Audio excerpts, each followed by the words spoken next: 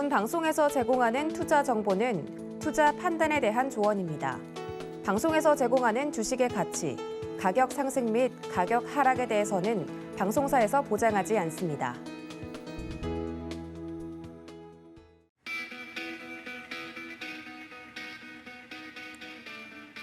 안녕하십니까. 고수익 작전 타임 진행의 도지은입니다. 간밤에 마무리가 된 뉴욕 증시 상황 먼저 살펴드리도록 하겠습니다. 잭슨홀 회의를 앞두고 이런 경계감에도 불구하고 뉴욕 증시 4거래일 만에 상승 마감해주는 모습을 보였습니다. 아무래도 좀 긴 기간 떨어져 있다 보니 반발 매수세가 유입된 것으로 풀이가 되고 있는데요. 오늘 우리 시장에도 잭슨홀 미팅 앞두고 한국은행의 금융통화위원회가 개최가 될 예정이죠. 여러 가지 빅 이벤트들을 소화하는 한 주가 될 것 같습니다. 어떻게 증시 향방이 결정이 될지 많은 투자자분들과 함께 그 안에서 전략 오늘도 세워볼 테니까요. 끝까지 저희와 함께해 주시기를 바랍니다. 자, 그렇다면 바쁜 한 주인인 만큼 글로벌 이슈부터 체크를 해보도록 하겠습니다. 첫 번째 도움 말씀 주실 브레인코레인베스트 신승용 대표님 연결해 봅니다. 대표님 안녕하십니까? 네, 안녕하십니까? 네, 반갑습니다. 첫 번째 이슈부터 좀 체크를 해보도록 할 텐데요. 한국은행 금통위 개최 제가 앞서서 좀 말씀을 드렸는데 여러 가지 이야기들이 나오고 있습니다. 어떻게 전망하고 계십니까? 네, 잠시 후에 일단 한은의 금통이 예정이 되어 있죠. 지금 현재 상황 일단 8월에 미국 FOMC가 없는 상황이죠. 9월 21일 FOMC 대기해놓고 있는 상황 속에서 과연 한국은행의 금통위가 오늘 조금 더 선제적인 대응을 할 것이냐 아니면 국내 경기를 조금 염두한 나머지 조금 좀 양보하는 그런 모습, 비둘기적인 모습을 보이게 될 것이냐. 일단 시장은 25bp 0.25%의 베이비 스텝이 상당 부분 유력한 것으로 이렇게 전망이 되고 있는 그런 상황이 되겠습니다. 다만 오늘 금리 인상을 한다라면 역사상 처음으로 4차례 연속으로 인상을 하는 그런 그림. 여기서 이제 우리가 눈여겨볼 부분은 지난달 50bp 빅스텝을 단행했다라는 부분이 되겠죠. 그렇게 되면서 현재의 기준금리, 한은의 기준금리는 2.25%. 여기서 25bp를 인상을 하게 된다라면 우리나라의 현재 기준금리 2.5%가 되면서 미국의 현재 기준금리 9월 달까지 가지고 갈 기준금리 2.5%와 똑같이 된다라는 점. 근데 문제는 이제 그 9월 FOMC에서 미국은 무조건 빅스텝 또는 자이언트 스텝, 최소한 50bp 인상이 상당 부분 유력하게 거론이 되고 있기 때문에 이 역시 완전한 선제적 대응이다라고는 볼 수 없지 않나 이런 생각입니다. 일단 오늘 시장 내 전망하는 부분 정리를 해보면 미국의 금리 인상을 대비한 선제적 대응을 할 것이냐. 조금 더 강력한 대응을 얘기를 합니다. 여기서 말씀드리는 강력한 대응이란 빅스텝 가능성이 얘기가 되겠죠. 근데 국내 경기와 물가를 경제하는 차원에서 베이비 스텝 정도에서 마무리가 될 것이냐. 근데 앞서서 말씀을 드렸다시피 시장 전망은 일단 97%가 베이비 스텝이 유력하다. 근데 이 부분을 잘 생각을 하셔야 됩니다, 시청자 여러분. 만일 이제 베이비 스텝이 일단 유력하기는 한데요. 이런 베이비 스텝이 지속해서 미국은 자이언트 스텝 또는 빅 스텝을 계속해 가는데 우리나라는 연말까지 계속해서 베이비 스텝을 해 간다라면 한미 간 금리 역전 현상은 너무나도 뚜렷해지고 그 금리 격차 또한 벌어질 수밖에 없는 그런 상황. 그 속에서 세 가지가 지금 상당히 고민이 되는 물가와 환율과 금리, 삼고 악순환에 대한 우려가 차츰차다가 시장 내에서 우리 시장 내에서 확산되는 것은 아닌가라는 그런 우려감 분명히 우리가 염두를 좀 해놔야 될 것 같습니다. 앞서서 말씀을 드렸다시피 현재 한미의 금리 수준은 지금 오늘 아직 금리 인상 전입니다. 미국도 마찬가지고요. 지금 현재 2.25% 대 2.50%. 일단 역전이 되어 있는 그런 상황이죠.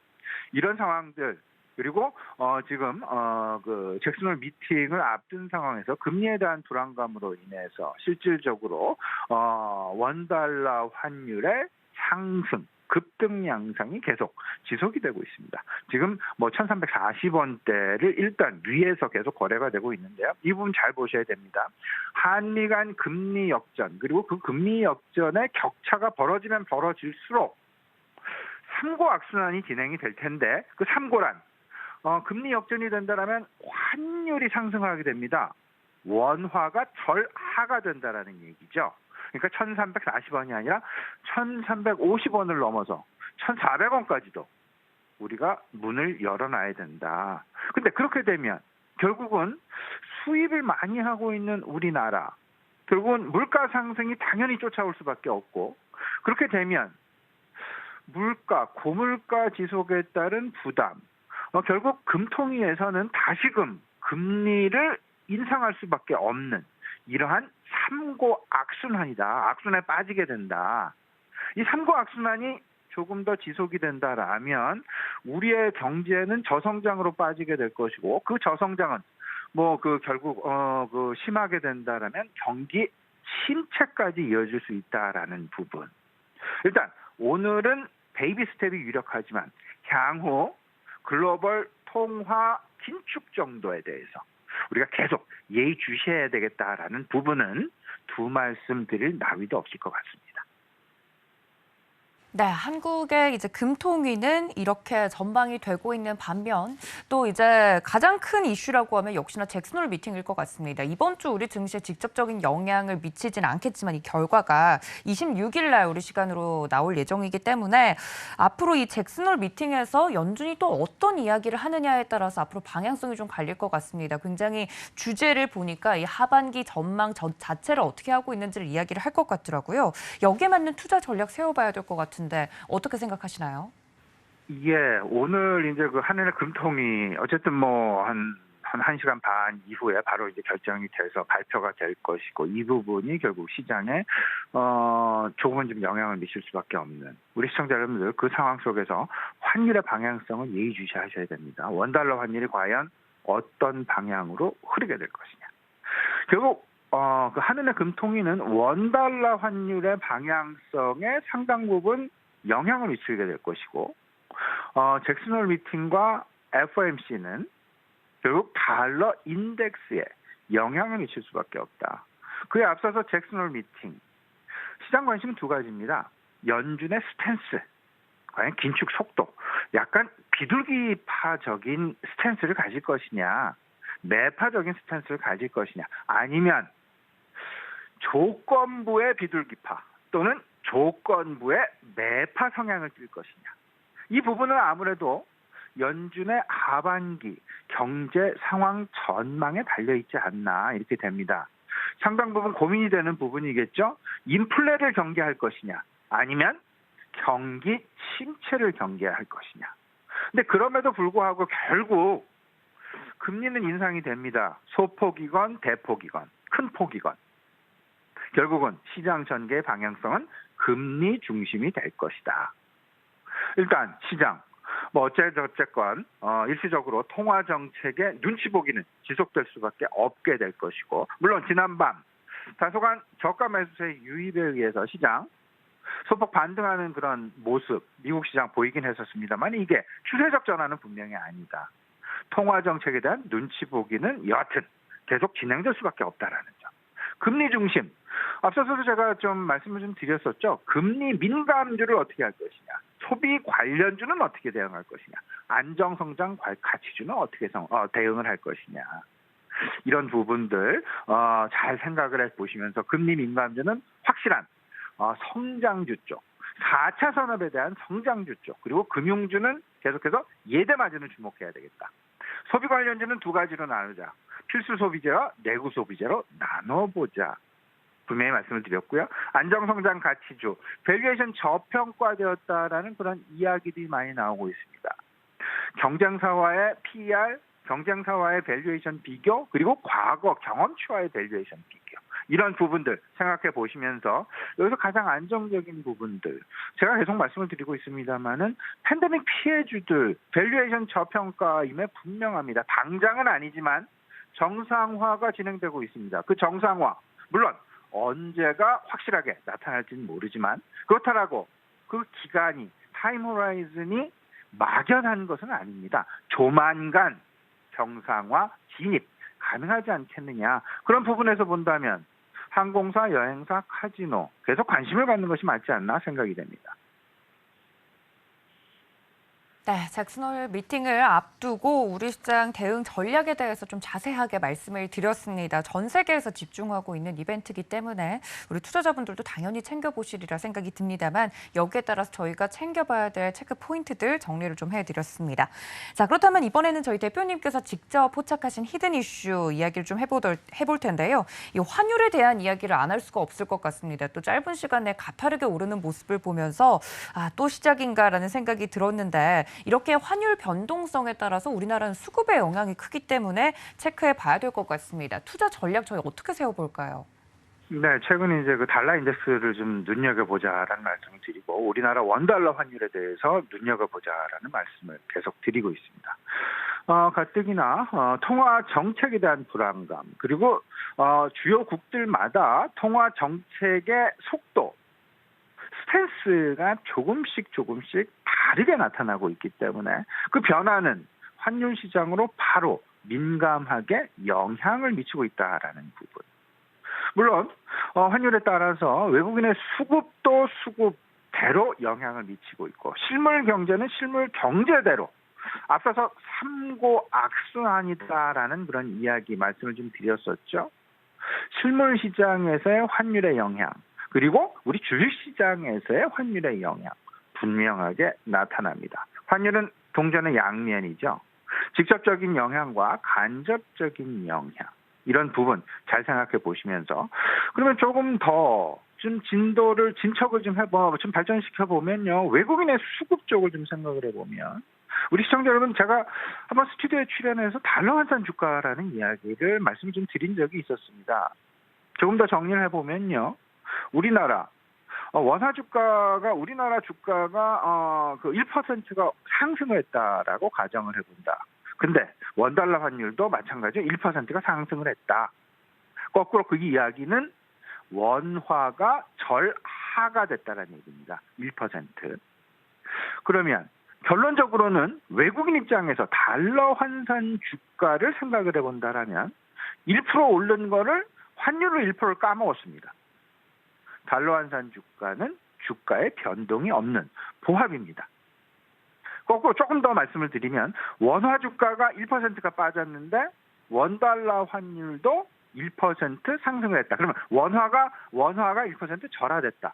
그러면 원화 주가 1% 하락이 아니라 외국인 입장에서는 환율까지 가미가 된 주가 2%의 하락이 되겠습니다. 이런 부분들 명확하게 생각을 해보시면서 외국인의 수급 가장 결정적인 영향을 미치고 결정적인 비교, 결정적인 잣대가 되는 것이 무엇인지 꼭 생각을 해보셔야 될 것 같고요. 다만 달러화가 상승을 계속하다 보니까 미국 소비자들의 구매력은 계속해서 상승을 합니다. 그러다 보니까 미국 내 현지 법인을 가지고 있는 국내 기업들의 실적은 상당 부분 개선되고 있죠. 뭐 예를 들어서 현대자동차의 미국 법인이 이때까지 오히려 국내 법인에서 만들었던 실적보다 더 좋은 실적을 만들었다라는 뉴스 이미 시청자 여러분 다들 접하고 계시지요. 그런 부분들이 결국은 달러화의 변화 그리고 미국 소비자들의 구매력의 변화에서 우리가 분명히 찾을 수 있다. 반면에 미국의 빅텍 기업들은 또 다른 상황을 겪고 있습니다. 우리나라가 현지에 진출해서 미국 내에 진출해서 달러화를 버는 것과는 또 다른 각도에서 반대 방향에서 그들은 오히려 실적 부담이 증가할 수 있다라는 점.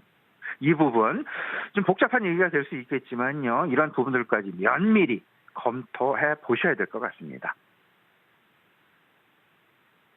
네, 최근 환율 시장 변동성이 크기 때문에 이 부분에 대해서 걱정하시는 분들이 많으실 것 같은데요. 정확하게 어떤 부분을 경계해야 되는지 정확하게 좀 말씀을 드렸으니까 이 점까지 함께 챙겨가시면서 시장 대응해보시면 좋을 것 같습니다.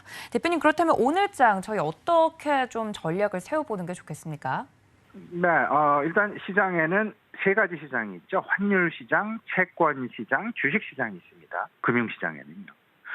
환율의 통화 정책에 가장 민감하게 그리고 가장 빨리 반응을 하는 시장은 환율 시장입니다.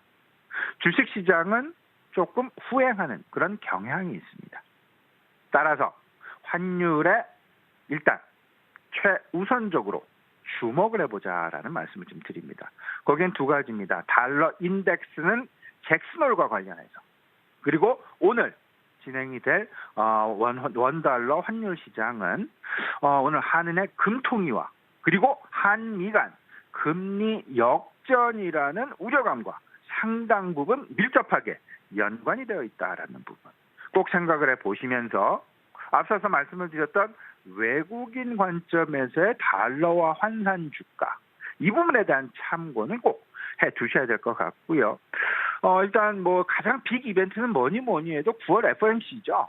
FOMC 이전에 5가지를 좀 생각을 해봐야 될 것 같은데 외국인들의 수급 방향성을 잘 보셔야 될 것 같고 두 번째는 원달러 환율이 지금 1340원 위에서 계속해서 등락을 반복하고 있는데 1340원을 돌파한 그 시사점이 무엇인가 이 부분을 파악을 하셔야 된다. 세 번째는 중국과 미국 서로 다른 통화 정책을 사용하고 있다. 미국은 긴축하고 있는 반면에 중국은 완화 정책을 쓰고 있다. 그 사이에 끼어 있는 우리나라의 통화 정책, 애매한 통화 정책일 수밖에 없다. 그러다 보니까 환율 시장의 변동성이 확대될 수밖에 없는 그런 양상이 전개되고 있다라는 점. 네 번째는 고물가 부담이 일단 물가가 정점을 찍는다 하더라도 지속될 수밖에 없습니다. 이 상황 속에서 소비 선호도가 변하게 되고 소비 행태도 변화하게 됩니다. 대면 소비와 비대면 소비도 나눠질 수밖에 없는 그런 상황. 앞서서 이런 말씀드렸습니다. 안정적으로 저평가되고 정상화 또는 성장 궤도를 계속 유지할 수 있는 기업들이 무엇일까? 잘 생각해보자. 결국은 팬데믹 피해주일 것이다.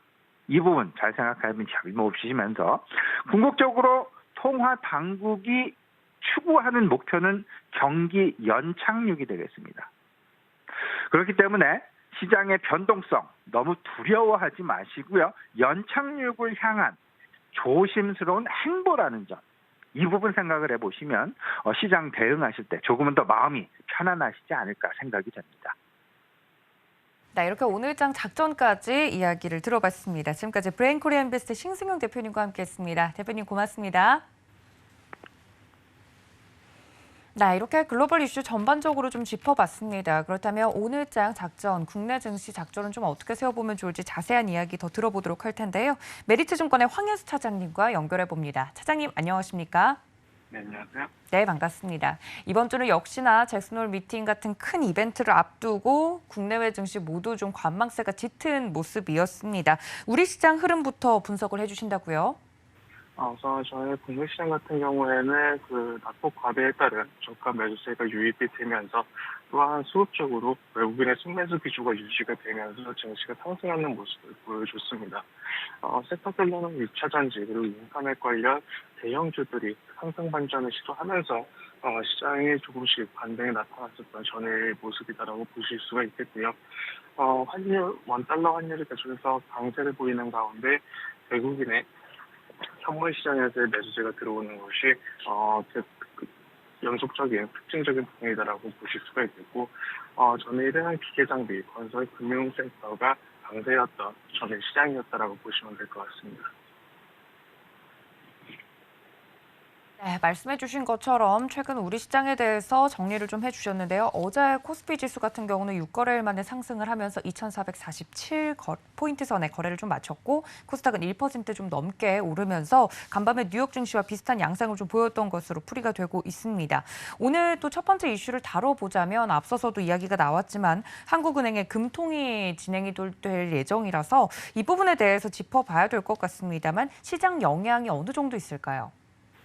우선 금통위의 금리 인상이 시장에서 예상하는 수준이 0.5% 인상에 유력할 것으로 전망이 되고 있는 가운데 오늘 같은 경우는 0.25% 올릴 것이라고 거의 시장에서 인식을 하고 있는 상황입니다. 이유는 지난달 이미 한은이 기준금리를 0.5% 올리는 빅스텝을 단행한 이유이기 때문에 이번 달 같은 경우는 0.25%가량 올릴 것이다라고 전망이 되고 있는데요. 지난달 국내에서 소비자 물가가 정점을 지났다고 아직까지는 확신하기가 어렵고, 미국의 기준금리와 우리나라의 금리가 높아진 상태에서 격차가 더 벌어지면 물가 환율에 불리하다는 분석이 계속해서 나오고 있기 때문에 오늘 금통위에서도 어느 정도의 금리 인상이 예상되어 있다고 보시면 될 것 같습니다. 하지만 이번 금리 인상으로 인한 국내 증시에 미칠 영향은 조금 적은 상황이다라고 보시면 될 것 같습니다. 네, 금통위와 관련된 내용까지 짚어봤습니다. 국내 증시에서 여러 가지 이슈들이 있겠지만 어제 우리 시장이 좀 상승으로 마감이 됐기 때문에 덧붙여 여쭈어보자면 환율과 관련된 부분이 부담스러운데도 불구하고 외국인들의 수급이 그렇게 나쁘지 않은 점 어떻게 좀 해석을 하고 계신가요? 국내 증시 환율보다 어떤 밸류에이션 매력이 높게 평가를 받으면서 외국인의 매수가 들어오고 있는 것이다라고 보시면 될 것 같고요. 물론 환율이 지금 부분에서 급등하게 된다면 외국인의 자금 이탈도 나타날 수 있지만 현재 시장에서는 그 시장의 밸류에이션에 대한 가치를 더 높게 평가하면서 외국인의 자금이 유입이 되고 있다라고 보시면 될 것 같습니다. 네, 단순히 환율이 높다고 부담스럽다기보다는 좀 큰 관점에서 우리 원화만 약세를 보이고 있는 것이 아니기 때문에 수급적인 측면에 대해서도 좀 자세하게 말씀을 드렸습니다. 다음 이슈로 좀 넘어가자면 반도체와 관련된 이야기입니다. 최근 글로벌 반도체 시장 성장률이 지난해 절반 수준에 그칠 것이다라는 또 어두운 전망이 나오면서 국내외 좀 반도체 기업들의 영향이 있을 것으로 예상이 됩니다. 특히 메모리 반도체 성장률이 내년에는 0%대를 기록할 것으로 전망이 된다고 하는데 이렇게 된 이유랑 향후 흐름에 대해서 저희가 좀 전망을 짚어본다면요. 시장 같은 경우에는 최근에 있었던 엔데믹으로 접어들기 시작하면서 가전제품과 스마트폰 소비가 줄고 있고 이에 따른 반도체 수요도 같이 감소하고 있다는 것이 근본적인 원인이다라고 말씀드릴 수가 있겠는데요. 또한 최근 들어서 어떤 경기 침체에 대한 우려가 인플레이션에 따른 수요 둔화가 계속해서 나타나면서 반도체 수요가 떨어지고 있다는 점이 반도체 업황 성장이 하회하고 있는 근본적인 원인이다라고 보시면 될 것 같습니다. 이러한 반도체 수요 감소로 인한 반도체 하락폭이 나타나고 있는 것은 내년 상반기까지는 이어질 수 있다는 평가가 최근 들어 나타나고 있는 상황이고요. 따라서 반도체 업황이 개선되는 어떤 시그널을 하려면 시간이 조금 걸릴 수 있는 부분이다라고 보시면 될 것 같습니다. 네, 그렇다면 삼성전자와 SK하이닉스 주가에 대해서도 반도체 시장 전망과 함께 저희가 좀 체크를 해보면 좋을까요? 두 종목 말씀해 주신 대로 대표적인 국내 반도체 업체인데요. 이런 업황에 대한 우려감, 그리고 실적 둔화에 대한 우려감을 어느 정도 주가에 반영이 되고 있는 부분이다라고 말씀드릴 수가 있겠습니다. 따라서 오히려 반도체 업황에 대한 긍정적인 시그널이 나오게 된다면 두 종목 같은 경우 상승 탄력도가 높이 나타날 수 있는 밸류에이션까지 떨어져 있기 때문에 업황에 긍정적인 소식에 조금 더 주가가 민감하게 반응할 수 있다 이렇게 보시면 될 것 같습니다. 네, 대표적인 두 종목이죠. 삼성전자와 SK하이닉스에 대한 이야기까지 전해들었습니다. 차장님, 그렇다면 오늘장 어떤 작전이 유효할까요? 금일장 어떤 특별한 이슈 없이 계속해서 나타날 이번 주 잭슨홀 관련된 이벤트, 그리고 미국에서의 7월 물가 관련 경기 지표가 발표되는 여러 가지 이벤트 앞두고 있는 상황이기 때문에 업종별, 종목별 차별화 장세가 계속 이어질 것으로 전망이 되고 있고요. 최근 들어 방산주들의 밸류에이션이 수출을 기점으로 리레이팅이 나오기 시작하고 있는 상황인데 비슷한 맥락으로 건설주, 특히 중동 쪽의 노출도가 높은 건설 섹터에도 관심을 가질 필요가 있다라고 말씀을 드리겠고, 오늘 시장 같은 경우도 여전히 좀 개별주와 개별 업종 장세가 나타날 가능성이 높다 이렇게 말씀을 드리겠습니다. 네, 이렇게 오늘장 작전까지 이야기 들어봤습니다. 지금까지 메리츠증권의 황현수 차장님과 함께했습니다. 차장님 고맙습니다. 네, 감사합니다. 네, 이렇게 국내 증시 작전 세워보고 있습니다. 이번 시간에는 보다 자세한 기업 공시 분석 시간 가져보도록 할 텐데요. 도움 말씀 주실 기업 공시 연구소의 변영인 대표님 연결해 보도록 하겠습니다. 대표님 안녕하십니까? 네, 안녕하세요. 네, 반갑습니다. 오늘은 또 어떤 공시 종목을 준비해 주셨을지 궁금한데 오늘의 주인공은 어떤 종목일까요? 네, 저희가 매매 시그널 시간에도 좀 다뤘었는데요. 지난 7월에 좀 다뤘던 하나 에어로스페이스입니다. 그때 당시 저희가 다뤘던 공시 협력 의향서를 좀 체결한 바 있었는데 이후 후속 공시가 좀 나왔고요. 후속 공시에 따라서 향후 주가 추이 그리고 사업 모멘텀 전반에 걸쳐서 점검해 보겠습니다.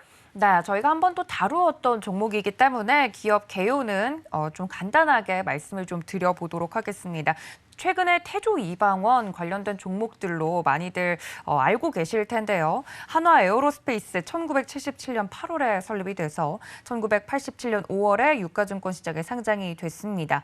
주요 사업군들을 좀 보면 항공기 및 가스터빈 엔진, 자주포, 장갑차 등 제조 판매를 하고 있는 기업이고요. IT 기술을 활용한 서비스 제공을 주 사업으로 영위를 하고 있습니다. 실적을 좀 보면 최근 연간 실적 2021년 연결 기준 매출액은 전년 동기 대비 20% 이상 증가, 영업이익은 전년 동기 대비 57% 증가, 당기순이익은 전년 동기 대비 83.2% 증가했다고 합니다.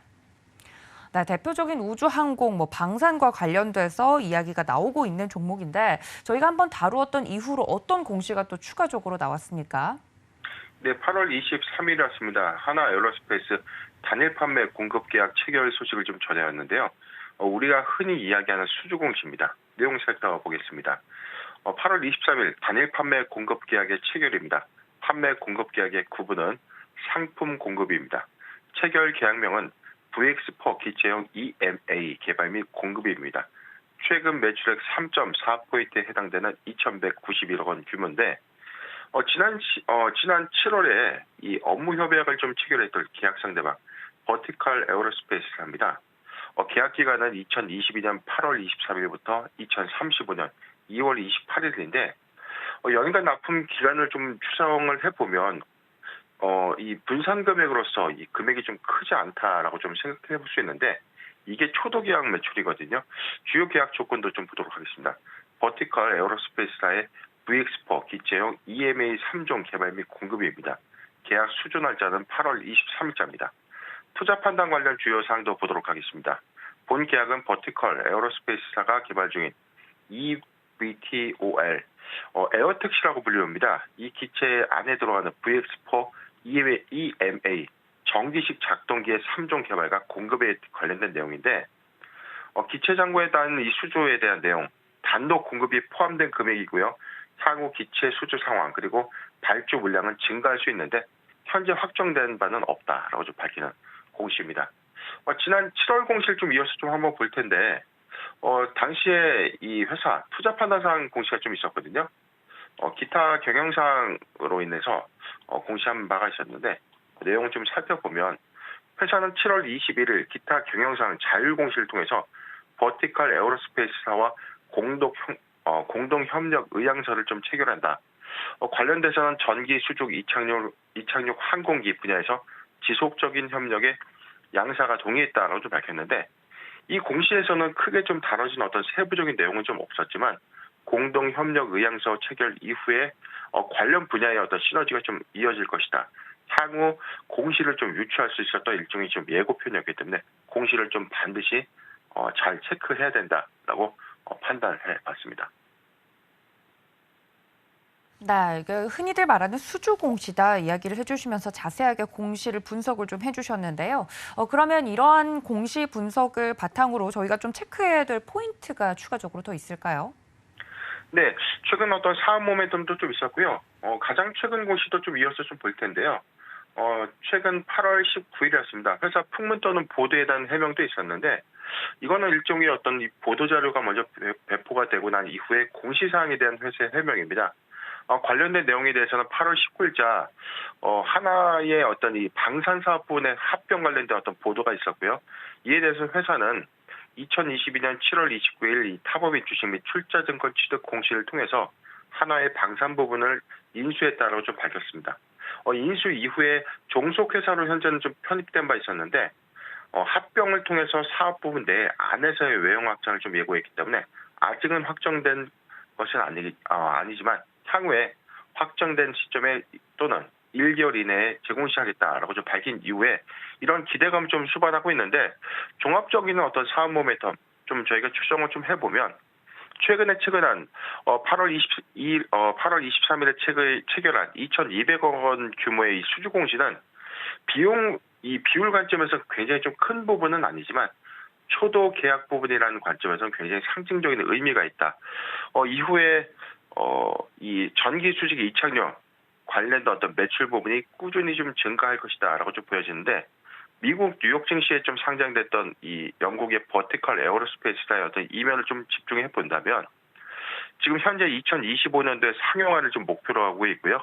현재는 1,400대 이상의 선 주문 물량을 이미 확보해 놓은 상태이기 때문에 관련된 부가 매출은 좀 끊임없이 좀 증가될 것이다라고 좀 판단되고 있습니다. 전기식 작동기 EMA라고 하는데 이 장치는요. 전기 에너지를 이용한 모터의 회전 동력을 이용해서 각종 기계적인 동작을 제어하는 이 구동 장치입니다. 이 기체의 방향과 자세를 제어하는 비행 조정 장치를 좀 의미하는데 핵심 부품인 이만큼 관련된 이 캐파가 좀 증설되는 이후에 수주량의 어떤 증가는 실적이 좀 산입될 가능성이 크다. 이 점도 체크 포인트입니다. 전체적인 어떤 시장의 규모는 2040년도까지 1조 5천억 달러, 우리나라 돈으로 1,875조 원까지 좀 성장할 수 있다라고 좀 밝혔는데 아직 체감할 수 있는 어떤 시장의 규모는 아니지만 점진적으로 좀 다가오고 있는 이 시대 안에서 2025년도 초도 상용화가 된다면 우리나라에서도 가속화된 어떤 UAM 관련 사업이 좀 부각될 것이다. 자, 이 관점에서는 하나 에어로스페이스가 충분히 좀 선도할 가능성이 크다. 이 점도 체크 포인트입니다. 최근에 또 이 방위산업 부분의 어떤 사업 재편 이슈도 좀 이 공시를 통해서 밝힌 만큼 방산 사업과 연관성이 적은 이 민수 관련된 계열사 부분들은 하나에 좀 매각을 하고요. 하나 그룹 내의 알짜 방산 부분을 현재 하나 에어로스페이스가 흡수 합병하는 이슈까지 좀 부각이 됐기 때문에 이 정체성 부분의 어떤 강화 효과 그리고 기업 가치의 제고 효과 관점에서는 하나 에어로스페이스가 점진적인 어떤 외형 가치를 크게 극대화할 수 있다. 이 부분도 놓쳐서는 안 될 것 같습니다. 또 하나 이슈가요. 이 폴란드향 K9 자주포의 어떤 이 수출 소식까지 좀 전해진 바 있었는데 폴란드향 이 K9 자주포가 초도 물량이 48문에 대해서는 한국에서 제작을 완료하고 이후에 2030년도까지 추가 현지 생산을 통해서 620여 문만큼 납품되는 구조인데 이 매출 규모가 좀 상당하기 때문에 점진적인 어떤 이 방산 규모의 어떤 추가적인 수준은 폴란드를 뛰어넘어서 후속 계약까지 좀 노려볼 수 있다. 이 관점은 하나 에어로스페이스의 단기, 중기 관점 모멘텀으로 작용될 수 있다라고 좀 판단을 해봤습니다. 네, 한화 에어로스페이스 체크 포인트까지 모두 짚어봤습니다. 그렇다면 이 주가 진단과 대응 전략을 좀 들어봐야 될 것 같은데요. 짧은 시간 내에 굉장히 큰 폭으로 올라온 종목 중에 하나인 것 같습니다. 그렇다면 앞으로 더 주가가 잘 갈 수 있을지 지금이라도 사는 게 늦지 않았을지 개인 투자자분들은 이런 게 가장 궁금할 텐데 종목에 대해서 매매적인 관점으로는 어떻게 보십니까? 네, 저희가 7월 22일 방송을 하고 난 이후에 지속적으로 좀 급등을 했어요. 좀 안타깝지만 저희가 수립했던 타점보다는 어떤 기회를 좀 주지 않아 좀 다소 좀 안타깝긴 했는데 지금 8월 24일 52주 신고가 좀 갱신하고 난 이후에 저는 단기간은 조금 더 상승 여력은 좀 충분하지 않겠는가라고 좀 판단을 해봤습니다. 지금 저는 중장기 관점에서 좀 모아가는 전략도 유효하다라고 좀 판단을 해봤는데 관점에 따라서는 최근에 증권사의 어떤 리포트 부분도 이 매수 의견들의 관점으로 좀 이야기가 좀 나오고 있고요. 저는 세 가지 체크 포인트 관점에서는 이 에어택시 관련된 추가 수주는 항공 우주 테마 관점에서의 어떤 테마 섹터 그리고 두 번째는 방산 사업 부분 안에서 국내 그리고 해외 수출 부분에 관련된 어떤 무기 수출이 좀 극대화될수록 회사의 외형 가치가 좀 더 크게 달라질 수 있다. 그리고 마지막 세 번째는 두 가지 사업 재편에 관련된 어떤 테마입니다.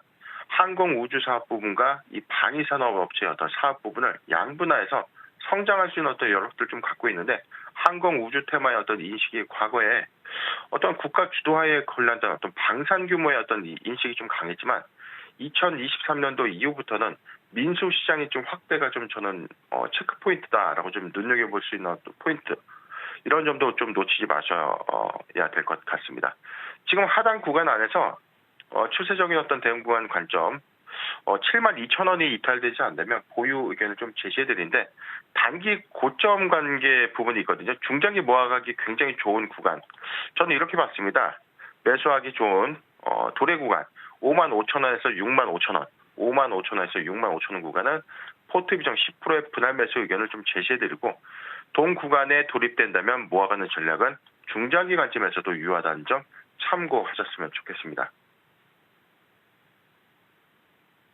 네, 저희가 방송에서 말씀드린 이후로 자리를 주지 않고 급등한 종목 중에 하나입니다. 한화에어로스페이스, 혹시나 매매적인 관점에서 대응이 필요하신 분들은 이 점까지 함께 체크를 해주시면 좋을 것 같네요. 이탈선까지 좀 말씀을 드렸으니까 이 선을 잘 지지해 주는지 체크해 보시면 좋을 것 같습니다. 지금까지 기업공시연구소의 변영인 대표님과 함께했습니다. 대표님 고맙습니다. 네, 감사합니다.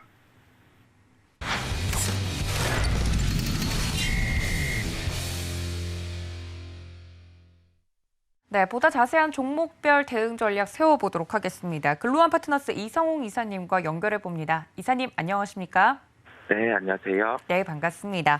자, 첫 번째 이슈부터 좀 짚어보도록 하겠습니다. 최근 시장 흐름을 좀 자세히 짚어보게 되는데요. 어제 우리 시장은 또 올라주는 모습을 보였습니다. 시장 속에서 저희가 주목해야 될 부분 정리해 주신다고요. 네, 최근에 강한 업종 같은 경우를 체크해 가고 여기에서 확장해서 좀 시장의 흐름까지 한번 언급을 드리도록 하겠습니다. 가장 대표적으로 강한 게 신재생에너지 군들 중에서 태양광 모듈과 관련된 종목, 어제는 현대에너지 솔루션이 다시금 시세가 나는 모습이었고요. 방위산업과 관련해서는 현대로템 같은 경우가 어제 중심이 돼서 상승을 하는 모습이었습니다. 이러한 기업들 같은 경우는 태양광 모듈 같은 경우는 2분기 실적이 3분기까지 좋을 수 있다는 점과 함께 지금 중국이라든지 미국과 관련해서 에너지에 대한 공급의 타이트한 점, 이런 게 부각이 되면서 함께 긍정적인 주가에 영향이 나타나는 모습이었고요. 방위산업 같은 경우는 추가적인 해외 수주에 대한 기대감, 그리고 현대로템 같은 경우는 어제 장 마감 이후에 전동차 관련해서 공시가 있었다는 점까지 더해져서 주가는 강한 모습을 볼 수가 있었습니다. 그리고 조정이 일부 나타나던 시장이 전일 정오 기점으로 해서 시총 상위주들 같은 경우에 강세를 나타내는 모습이었고요. 특히 시총 상위 코스닥 쪽 종목들 보면은 바이오 쪽이 강세를 나타내는 모습 저희가 확인할 수 있었습니다. 전반적으로 시장이 선제 조정이 나왔다 보니까 어제 반등은 그래도 강한 모습이었고요. 잭슨홀 미팅을 앞두고 있는 상황에서 우리나라 시장은 먼저 반등이 나왔다는 점에서 종목 같은 경우를 확산해서 살펴볼 필요가 있겠고, 여기에서 IT 같은 경우가 시장 대비 지금 약한 상황입니다. IT가 약한 상황이 지속된다고 하면은 여기에서 강했던 신재생에너지 방위산업 같은 경우가 시세가 연속해서 나타날 가능성이 높다는 점을 현재 시장 색깔과 연결해서 생각을 하시면 되겠습니다. 자, 최근 강세 업종에 대해서 다시 한번 특징적인 부분을 짚어주셨는데요. 그렇다면 이런 시장 흐름 속에서 저희가 볼 만한 종목 어떤 종목일까요? 네, 종목은 MC넥스를 말씀드리겠습니다.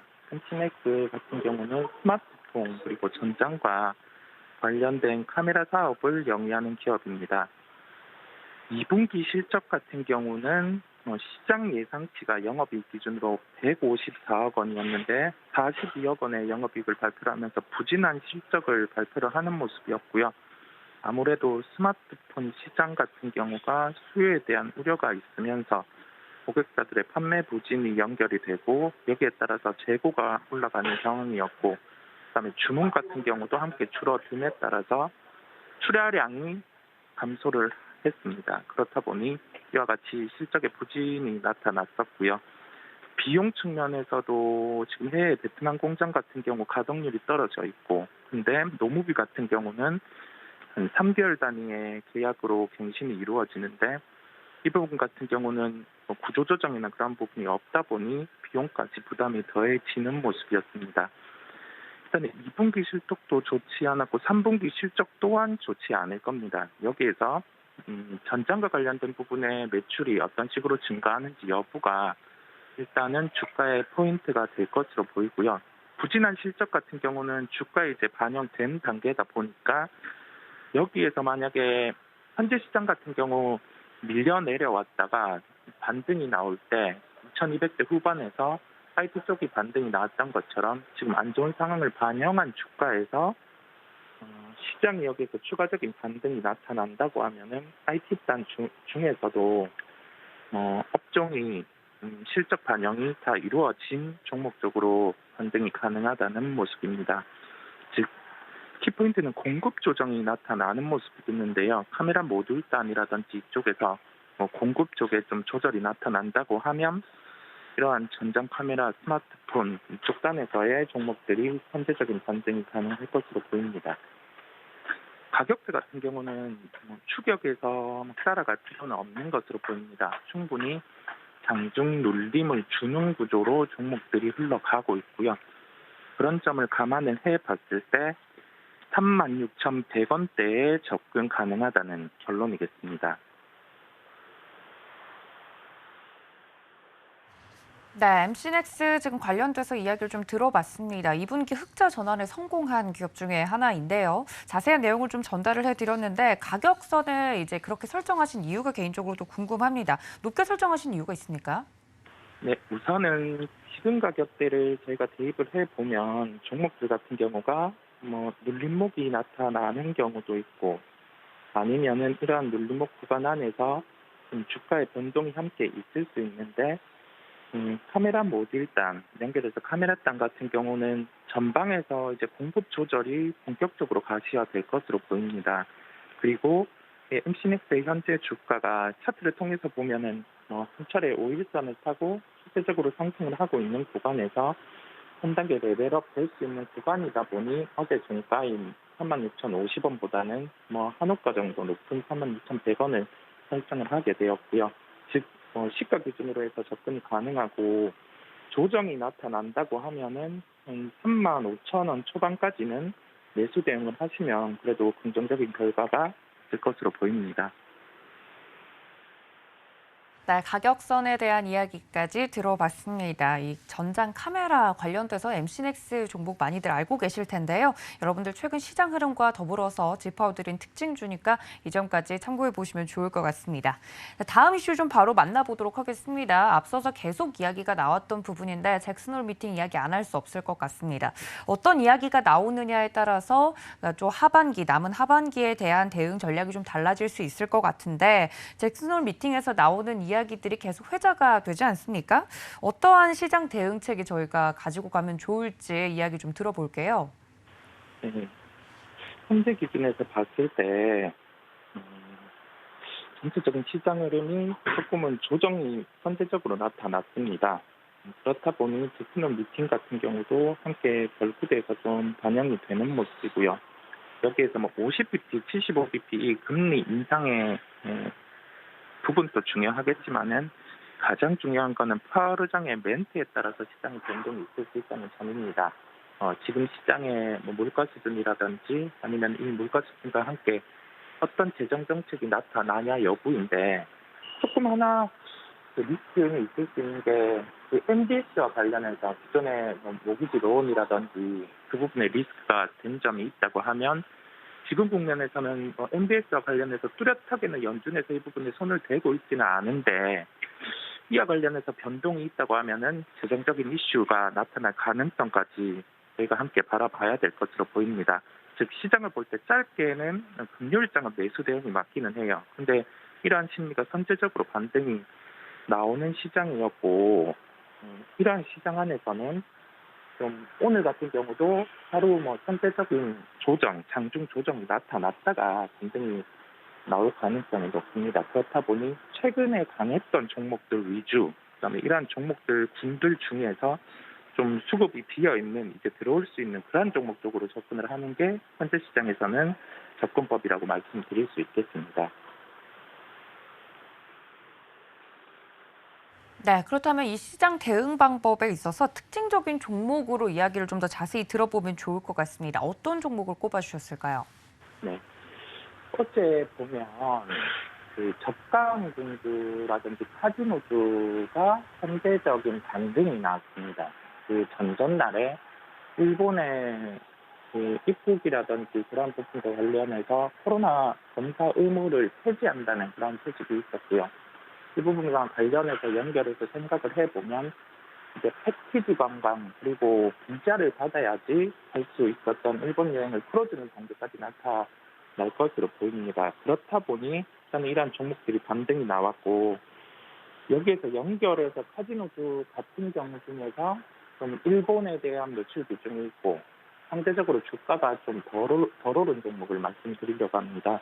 종목은 GKL입니다.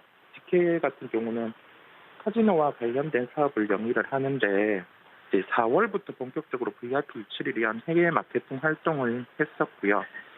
6월 8일 기준으로 해외 입국자에 대한 격리 의무를 해제했고 7월부터 이제 복수사증 발급을 재개했습니다. 이제 관광객 대상으로 해서 본격적으로 유입을 할 수 있는 그런 환경까지 갖췄는데 일본 VIP 개선 추이가 빠르게 나타났습니다. 7월 기준으로 했을 때 전년 동기 대비 14,500% 정도의 증가한 수치가 나타났고요. 단순히 14,500%는 중요한 게 아닙니다. 기저 효과로 인해서 이러한 데이터가 나타날 수 있는데 여기에서 중요한 점은 우리나라 전체적으로 환경이 봤을 때 이제는 우리나라 같은 경우도 코로나 검사 폐지가 가능한 그러한 멘트까지 있었고 데이터가 올라오고 있다는 점에서 리오프닝과 관련된 종목들에 대한 주목이 필요하겠고요. 그중에서 일본 매출에 대한 비중이 증대될 수 있는 그 GKL을 대표적으로 말씀드리게 됐습니다. 가격적으로는 15,700원대 접근 가능하다는 결론이겠습니다. 네, 두 번째 특징적인 종목으로 GKL 이야기를 들어봤습니다. 굉장히 또 오랜만에 듣는 종목명인 것 같은데요. 가격 접근은 15,700원대 접근 가능하다 말씀을 드렸으니까 여러분들 이점까지 참고 부탁드립니다. 자, 그렇다면 이사님 저희 오늘장 전략 어떤 전략이 좀 유효할까요? 네, 오늘 시장 같은 경우 감안을 해야 할 부분이 그래도 제스넌 미팅을 앞두고 어제 반등이 나타났다는 점도 연결해서 시장은 강할 수 있습니다. 크게 빠진 입장은 아니고요. 주초에 원래는 현금을 조금 한 10에서 20% 늘리고 한 금요일에 매수하는 전략으로 대응이 필요했는데 어제 전체 반등 이후에 오늘의 변동성을 삼아서 오늘 내일은 좀 주식을 늘려나가는 그런 대응이 필요할 것으로 보입니다. 즉 주식을 늘려나간다고 해서 70%, 80% 이러한 단계로 꽉꽉 채워나가는 그런 국면은 아니고요. 맥스로 한 60%까지는 늘린다는 생각으로 지금 제시되는 종목들은 매수를 해본다든지 그러한 대응으로 시장을 접근을 하시면 되겠고요. 환율 같은 경우는 지금 세계 시장이 바로 밑에는 아닙니다. 환율이 오르더라도 외국인 매도가 한 3천억, 5천억 이런 수준으로 거래소 기준으로 안 나타나기 때문에 그러한 부분이 큰 리스크는 아니겠고요. 종합적으로 시장은 조금은 덜 오른 종목과 함께 지금 주도 업종들 금산이라든지 원전 이쪽분이 눌릴 때 접근을 한다는 시각으로 오늘 시장도 대응을 하시면 되겠습니다. 네, 이렇게 오늘장 전략까지 이야기를 들어봤습니다. 지금까지 글로원 파트너스 이성우 이사님과 함께했습니다. 이사님 고맙습니다. 네, 감사합니다. 네, 저희가 오늘 전략까지 모두 세워드렸는데요. 장중 전략은 매매 시그널을 통해서 알려드리도록 할 테니까요. 저희와 끝까지 함께해 주시기를 바랍니다. 본 방송에서 제공해드린 정보는 투자 판단에 대한 조언일 뿐 해당 주식의 가치나 수익률을 보장하고 있지 않다는 점까지 알려드리면서 저는 잠시 뒤에 다시 인사드리겠습니다. 시청해주신 여러분 고맙습니다.